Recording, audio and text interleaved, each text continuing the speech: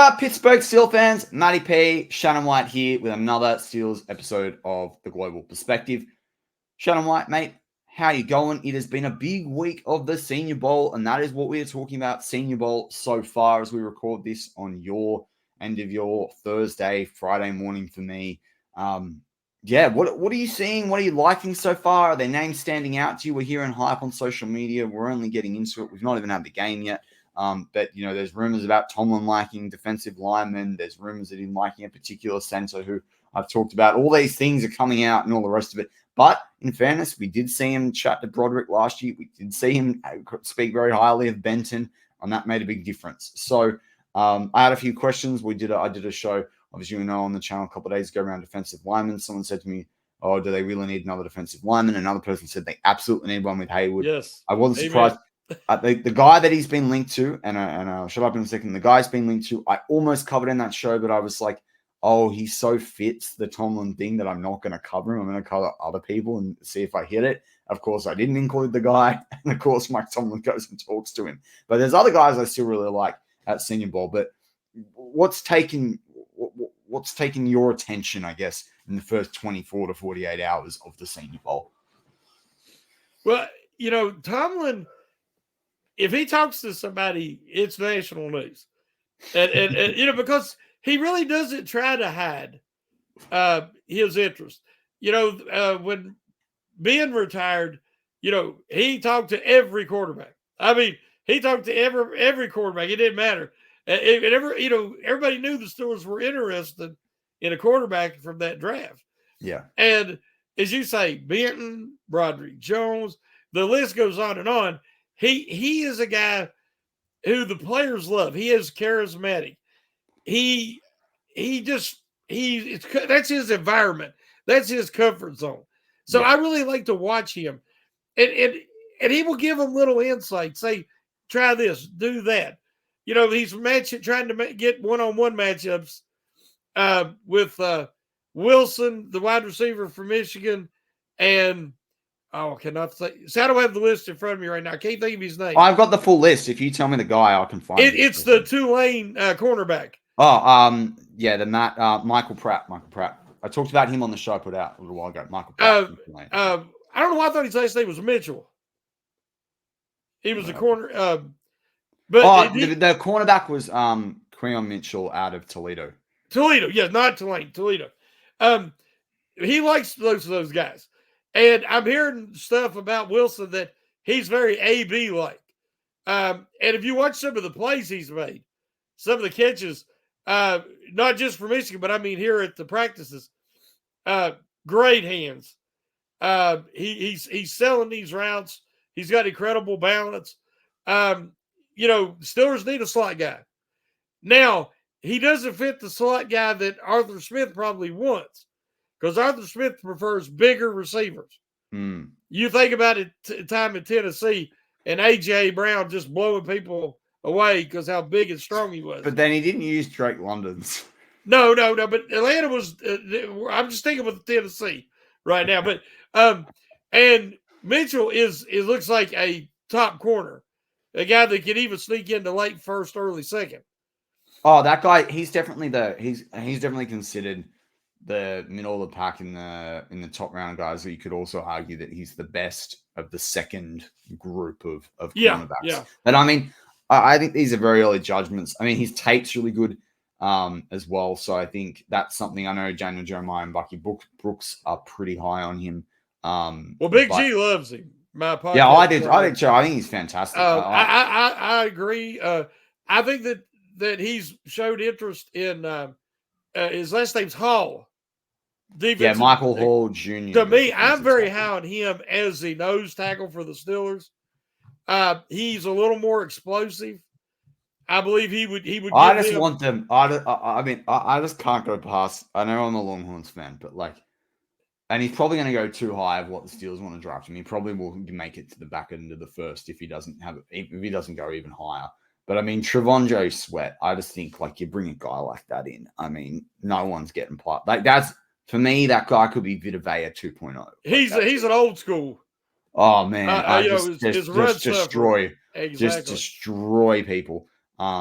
There's a name, I haven't watched much tape on him. Braden Fisk out of Florida State, who played at Western Michigan before that. He was a transfer. That's a guy I'm keen to see develop as well. But yeah, as you said when we started, they definitely need defensive line help. I mean, Ogunjobi did not have a strong season, and he did not play to what his contract hit's going to be. So they got decisions to make there. In my opinion, Keanu Benton could easily slide and replace Ogunjobi. Then you draft you could also sign an inexpensive run stuffer to play nose tackle. Bring in a draft pick, somebody in these first 3 rounds. I would be fine with that to play that nose. And because, Cam Hayward's not getting any younger either. Totally.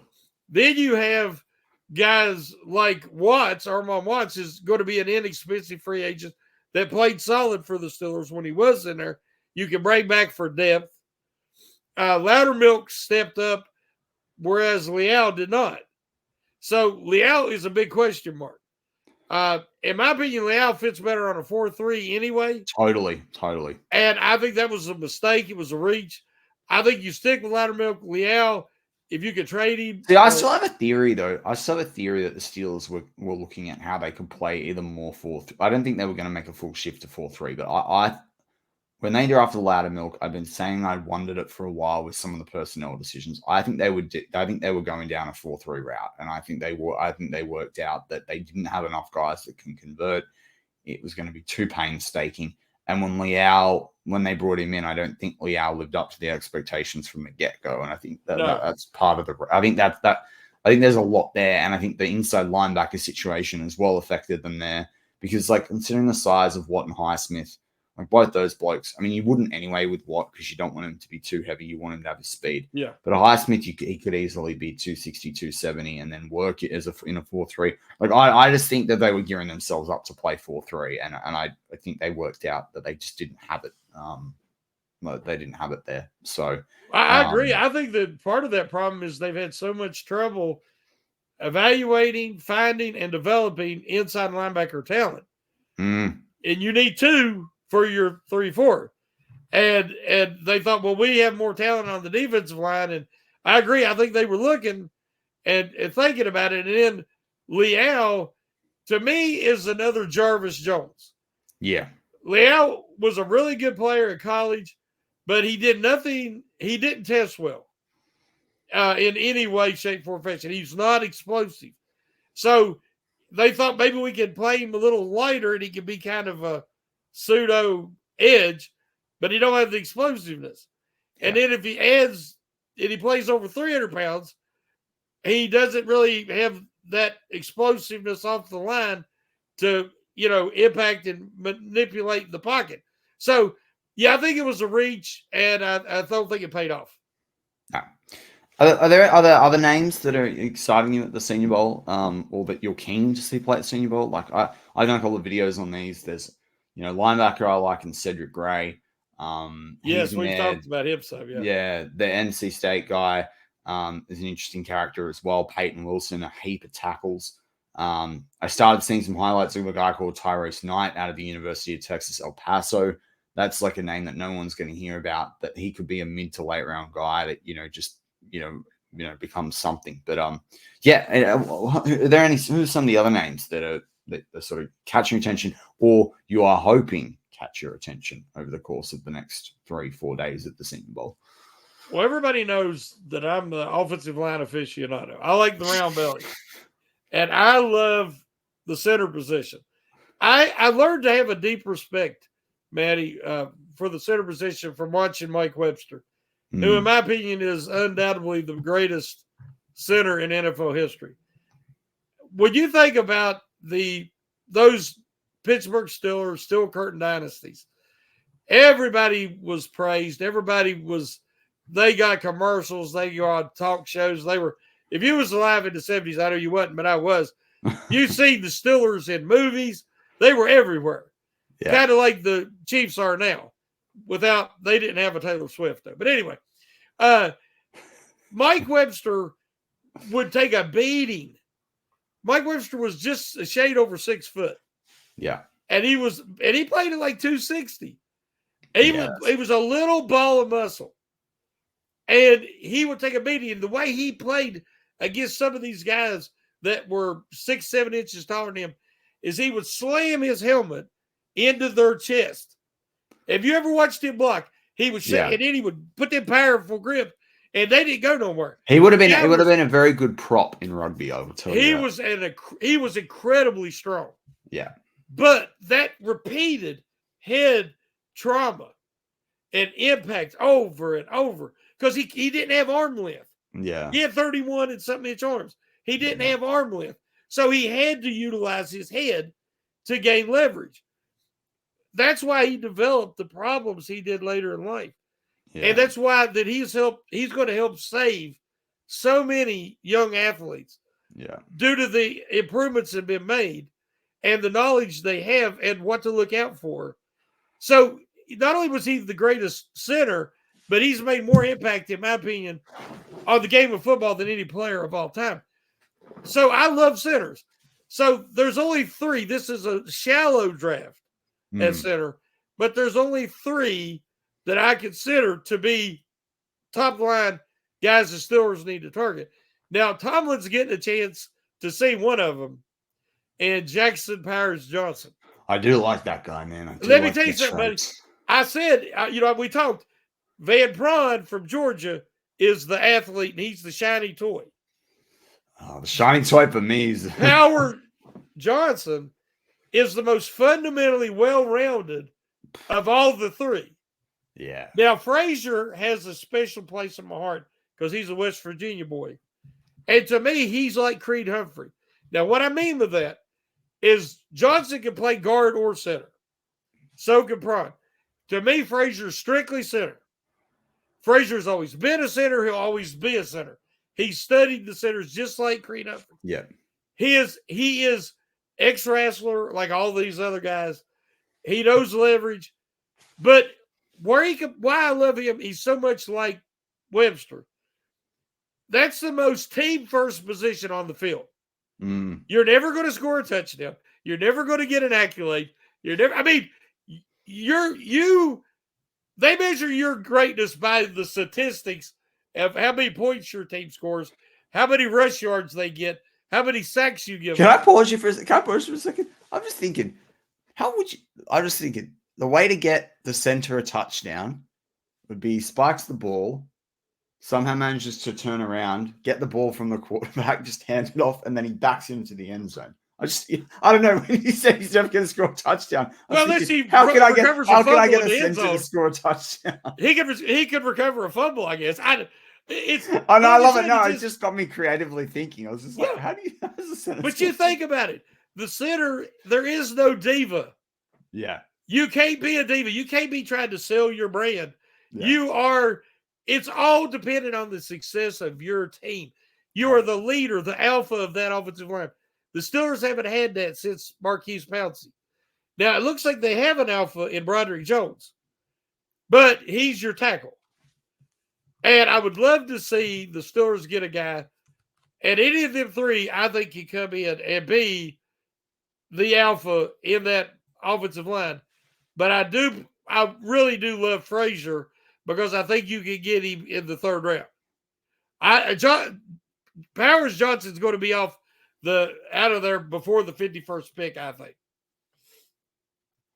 Yeah, I think. Yeah, I think he'd be lucky to get past 40, 42. That's what I'm saying. Yeah. Yeah. Yeah. You might have to take Frazier at 51 because he might not make it to your next pick. True. Because the injury was not an ACL. I've been meaning to say, because I mentioned that before. I thought it was an ACL, but it was actually more of a hamstring issue. Do you know? So I sent my video because I wasn't sure whether he was back to doing full duties yet. Did he end up going down to the Senior Bowl? Because I didn't see him in any pictures. No, I'm not sure. I'm not. I mean, I figured he would for the team meetings and stuff like that. Yeah. Oh, yeah. You think he'd be there for sure for all that. Yeah. Yeah. How about from the perspective of some other defensive guys? Like, I know we've only seen one day that's so far and whatever, but is there, you and I talked a lot about the linebacker position. You've written a lot about it on Fan First Sports. You talk about it on your two shows, Pump Your Brakes, and the show you do with State of Steelers and Danny J with Hangover. What about linebacker? Like, is there someone at the Senior Bowl that you're really keen on seeing from the linebacker position? No, actually, that's what I actually start getting into my evaluations is this week. But we've had a lot of things going on this week, so I haven't been able to as much as normal. But guys kind of make their first impression to where I'm looking for guys that fit the Steelers. I don't care about all the other teams. I'm looking for guys that fit what the Steelers need. And then I always wait till the combine because so many questions are answered. Fortunes are changed. Guys hit the national spotlight and other guys, kind of fade away. And then that's when my evaluations, and I'll start my evaluation articles, on the Steel Curtain Network about these positions because linebackers is one of my favorites, but it's also what is most needed right now because the Steelers have got to get they keep bringing in guys, and they finally hit on Holcomb and Alexander and Roberts this year. So they did a great job. Kahn and Waddle did a great job, but they need that young stud. They need the guy that they can build around, and they need that alpha in the middle. And there's a few guys this year that I'm intrigued by, but I want to, before I start mentioning names, and guys are really to focus on, is I want to see their measurements, because that a lot of times is a big surprise. And then I want to see how they test. Because like we talked about Leal in a previous segment, guys, if they test poorly, like Jarvis Jones back in the day, that is a red flag for me. Yeah. And look, and that's why everyone should go check out the show that I did do, Linebackers at the Senior Bowl, and you can look out for them on that. I might even link it into this video. But I want to flick back to O-line. You talk about team need. There's a guy that honestly, like, just from, I'm focused on Steelers during the NFL season, and then I watch my Longhorns. But there's a guy that cropped up on the sheet, and then he cropped up on some mock drafts, and I went, this is a guy I'm not really hearing a lot about. In Jordan Morgan out of Arizona. Do you know much about that guy? Have you seen that guy? Have you heard anyone talk about that guy? Because when I look through the stats, I think he allowed less than 10 sacks the last 3 years in college, which is usually a pretty good definition for a tackle there. I've seen him going as high as pick 21, 22. He sort of usually gets mocked around the 27th mark, but he's usually somehow making it into the first round. I don't know if you know much about this guy at all, but yeah, this is a name that I'm just thinking, if a guy like if Mims is off early, or if the Steelers were to trade back a couple of spots to acquire a mid-round pick, does this guy come into play? This is a name that I'm kind of interested because I feel like this guy could really rise up the boards through this draft process. Yeah, that's another guy that, like I said, I'm not familiar with. I've always admitted I'm biased, partial to East Coast. Yeah. Because those games are earlier. Those are the games I watch earlier in the day. And a lot of times we're doing other things. Time the West Coast games are on. And but I've seen the name. But I've seen where he's being evaluated right now depends on who you follow. Yeah. I've seen him down 7th, 8th, 9th in the list of tackles. And then I've seen him a little higher in some others. So that's a guy that I will definitely be looking at because, as we talked about earlier, I want to see the good Lord willing them acquire some additional picks, whether it's through trading some guys that's on the roster right now that they want to move on from, and maybe acquire some extra picks in the middle rounds, and then a guy like that would definitely pique our interest even more. Moving back to wide receivers, because you mentioned one earlier. Are there any wide receivers? So you mentioned Roman Wilson. I think you mentioned a couple of other blokes as well. Are there any wide receivers that stand out to you? There's Walker from North Carolina. I know some people are really interested to see what he can do to perform. There's a guy out of Western Kentucky that when I was going through the list and having a little look, and I always try and look at a few small school guys, I was like, I want to see this guy on tape. This little Malachi Corley. I was like, I wonder if he could be a bit of a Sky Moore 2.0 for you, Shannon. But I would be interested to see what his 40-yard time is at the combine. But this guy's like 5'11", 200 pounds, over 4,000 yards in his college career, got better every year. I think he was one of the prospects I looked at that had a 1,600-yard season. I think he was like 29 or 33 TDs, like just a lot of production. So this is just one of those small school guys because that's why I like the Senior Bowl too, because they do deliberately go after small school guys at the Senior Bowl. Oh yeah, and that gives them their first chance to show what they can do against Power 5 conference talents. They're guys that usually have developed through their college years. They might have been a 2 or 3 star recruit, and they're getting a chance to finally show what they can do against 4 and 5 star recruits. And so I'm the same way. I love that opportunity. One guy that keeps popping up when I'm watching the highlights, and is the kid out of Pittsburgh. I can't think of his last name. A wide receiver? Yeah. But see, I don't know if he's at the Shrine Bowl or if he's going to be in the Senior Bowl. Oh no, he's at the Shrine Bowl. He's at the Shrine Bowl.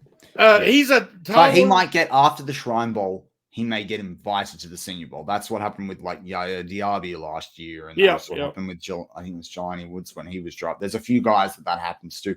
Cordell Volson, who actually plays on the Bengals, who I was high on as a depth piece at guard a couple of years back. Yeah, there's definitely that case. So he may well, if he's having a good Shrine Bowl, he probably will end up at the Senior Bowl. Was his last name Memes? Yes, I think so. I think it's Memes, but I've had to change what I was looking at because with Arthur Smith, again, if they're going to I don't think Deontay Johnson's going to be a good fit for Arthur Smith's offense. So, especially considering this is the year that they can move on, I would like to see them move on because they've already got Calvin Austin III to be that gadget guy, and they could use him in so many different ways. But they need 2 bigger-bodied receivers. Pickens is not necessarily a big-body receiver, but he is a very effective blocker when he wants to be. But that's something that Johnson's more of a get-in-the-way type. So I'm had to change who I'm looking at and wide receiver based on Arthur Smith's hiring. So, I'm going to be paying attention to the Bob Means. Yeah. I'm going to be paying attention to guys who fit what he's definitely going to want to try to do. We kind of get a glimpse of that by watching what he did with the Titans. And that's why I kind of wonder whether a guy like Theo Johnson, the tight end at Penn State, is a guy they'll consider because they're going to need another pass-catching tight end, big time. Like if they want to fit the Arthur Smith offense, so they can't just rely on Pat Freeman. Pat Freeman is going in his last year of his contract. So I had a look, and Theo Johnson's got like 985 yards. Pat had like 1135, I think it was, 1165 coming out of Penn State as well. I think that Pat had like 12 TDs, 16 TDs, and I think Theo has got like 12. So he's not a second round prospect to me, but like third or fourth, I don't hate it. And this goes back to your trading back in the draft because you and I keep talking about guys in the second, the third, and the fourth round. In a draft that's, I said last year's draft was top heavy, but the Steelers did an excellent job of finding talent in the later rounds with Trice and Anderson. So I have a lot of faith in Con and Waddle to be able to do that. But this draft is really, it's excellent, great depth through the first 5 rounds. So, and there'll probably be some gems that get pushed down to those later rounds that normally would have went in the middle rounds. So that's why you want in a draft like this, you want more picks. Yeah, 100%. But do you think that Washington, I believe that they was just Darnell Washington has so much untapped potential Mm. because he wasn't used correctly. And meaning that if you watch a lot of these routes that Arthur Smith did with the Titans, it was delayed release down the seams and across the middle to his tight ends because they did a lot of 2 tight end sets.